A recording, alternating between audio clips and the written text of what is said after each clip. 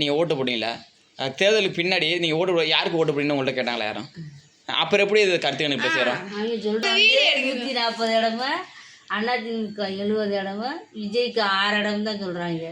News சேனலில் போய் பாரு, அதில் வந்து சொல்லியிருப்பாங்க இந்தியா சைடில். அந்த நியூஸ் சேனலில் வந்து இதுக்கு தான் 98லேருந்து 100 எவ்வளவோ சம்திங்.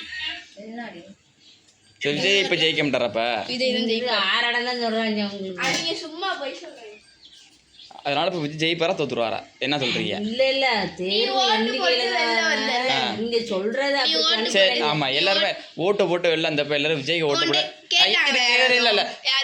உங்கள் ஊரில் வந்து நீங்கள் ஓட்டு போட்டீங்களா? தேர்தலுக்கு பின்னாடி நீங்கள் ஓட்டு யாருக்கு ஓட்டு போட்டீங்கன்னு உங்கள்கிட்ட கேட்டாங்களா யாரும்? அப்புறம் எப்படி இது கருத்து கணிப்பு செய்கிறோம்? அவங்க சொல்கிறாங்க.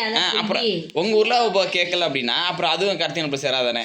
அப்புறம் எப்படி ரிசல்ட் வெளிய விட்டாங்க? தப்பு தானே இது? இப்படி தான் சொல்கிறாங்க. அவங்கெல்லாம் ஆளுங்க சேர்ந்ததுனால சொல்லிட்டு இருக்காங்க. அப்போ இது பொய் தானே? சரி, யார் ஜெயிப்பா நினைக்கிறீங்க? 100% விஜய் தான் வருவார். நீங்கள் யாருக்கு ஓட்டு போட்டீங்க? நான் விஜய் தான். விஜய்க்கா? அப்புறம்